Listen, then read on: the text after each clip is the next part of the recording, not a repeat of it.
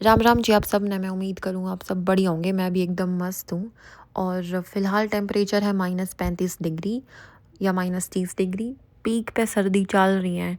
और ये नज़ारा देखो आपने, कितना सुंदर लगता होगा देखने में। लेकिन मैं अगर आपने कहूँ कि आपने पूरी रात इस टेम्परेचर में बाहर ही सोना है, तो आप सोच के भी डर जाओगे यह बात। लेकिन यहाँ पे कुछ लोग ऐसे हैं जिन दो रहे बेचारा दो रहे घर नहीं है, और ना खाना है ना कुछ है, और वे इस टेम्परेचर में भी मैनेज करने लाग रहे हैं।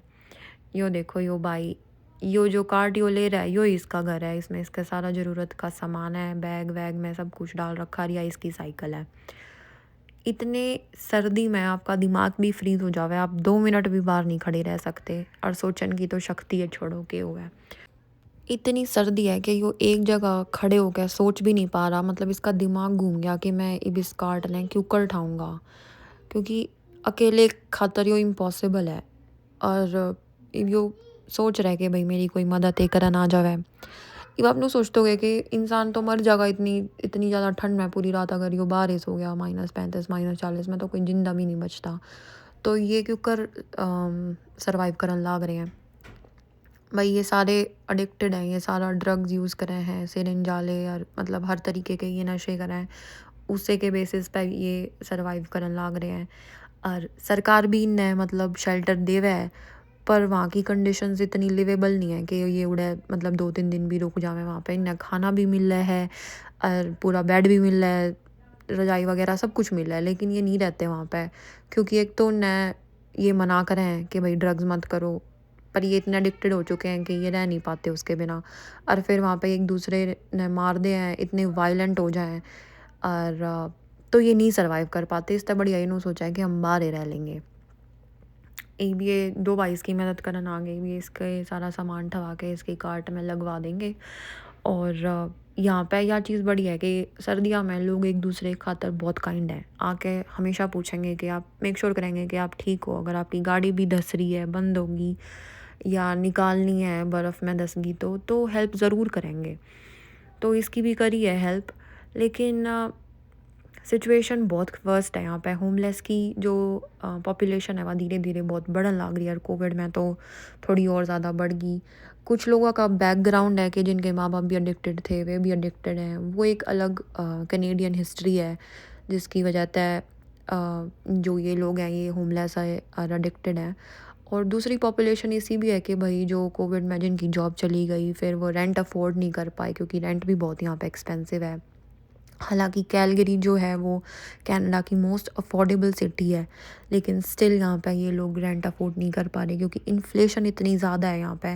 मतलब महंगाई इतनी ज़्यादा है कि लोग रेंट, खाना पीना, ग्रोसरी कुछ भी अफोर्ड नहीं कर पाते, तो वे सड़कों पे ही रहना शुरू कर दें हैं और ड्रग्स लेना शुरू कर दें हैं। ड्रग्स का पैसा जो है वो इन होमलेस ने जो है वो सरकार मतलब मंथली जो इनकम होया करे, बेसिक इनकम वा इनकी सुध बुध सब चली जाए। इनता आप बात भी नहीं कर सकते, ना इन्हें सुसु पोटी का बेरा, बहुत गंदी स्मेल आवे इनके आसपास भी। तो इनकी आप हेल्प करना चाहो तो ये आपने अपने पास भी नहीं आन देते। अगर ये एज अ क्लाइंट बैंक में आवे हैं तो इनके पास कोई आईडी नहीं होती, इन डील करना भी बहुत मुश्किल है। विदाउट आईडी प्रोसीजर फॉलो यहाँ पे सारे करें, इन्हें मना करना पड़े, फिर ये वायलेंट हो जावे, तो पूरा ड्रामा पूरा सीन क्रिएट हुआ है उस चीज़ से भी। तो यहाँ पे भी इसी सिचुएशंस हैं कि होमलेस भी हैं और भिखारी भी हैं, हर तरीके के लोग हैं। मैंने पर्सनली बहुत सारे ऐसे लोग आते बात करी है कि वे होमलेस क्यों हुए, के रीज़न था, और उन्हें अपने आप ने ठीक करने की कोशिश क्यों नहीं करी। कनाडा जैसे देश में कोई भी ड्रग एडिक्शन है वो छुटाना बहुत मुश्किल है, क्योंकि यहाँ पे लोनलीनेस बहुत ज़्यादा है। फैमिली इतना केयर नहीं करती, क्योंकि माँ मान ली हॉस्पिटल में पड़ी है, बाप है नहीं, भाई बहन का बेरा नहीं, मतलब इतना कोई फैमिली बॉन्डिंग है नहीं।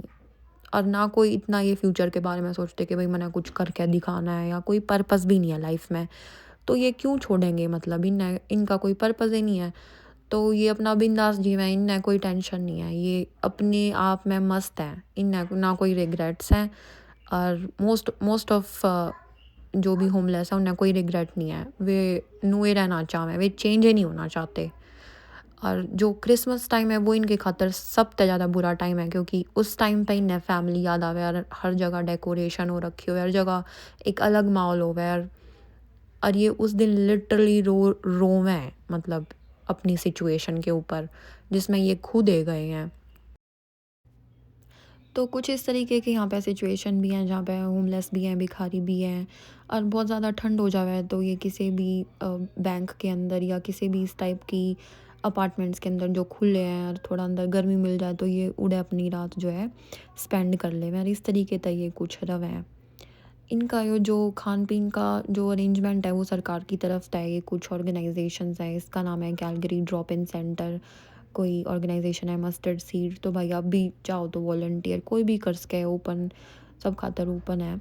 और यहाँ पे हमने इनका खाना दिया था। ये जो करिए टेबल चेयर लग रहे हैं, यहाँ पे बैठ के ये वेट करें। फिर ये जो एक शटर सा है वो खुल जावे और फिर वो उनके टेबल तक जो है वॉलंटियर्स उन तक खाना देवें, क्योंकि वे चलन फिरन की हालत में तो होते नहीं। और वहाँ पे लिटरली बहुत ज़्यादा गंदी स्मेल आवे थी, क्योंकि कई कई दिन नहीं नहाते।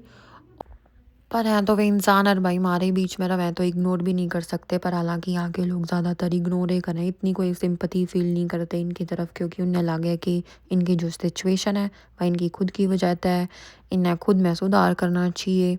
लेकिन हर इंसान की अपनी स्टोरी है, अपनी जर्नी है, वो इस पोजीशन में क्यों पहुँचा वो एक इंसान है, आप तक बता सके। आप सिर्फ उसने देख के जज नहीं कर सकते।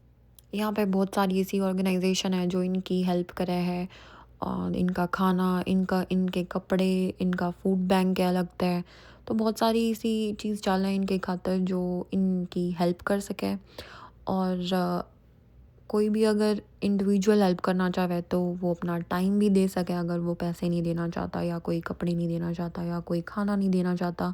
लेकिन जगह जगह पे ड्रॉप इन सेंटर है, मतलब फूड सेंटर है कि आप जो भी यहाँ पे एक तो बना बनाया खाना नहीं दे सकते आप। मान लो पास्ता है, नूडल्स है, शुगर बैग हो गया, और कुछ भी मतलब प्रोसेस्ड फूड, मतलब कुछ भी पैकेट का फूड आप वहाँ पे ड्रॉप कर सको तो वो इन तक पहुँच जाएगा।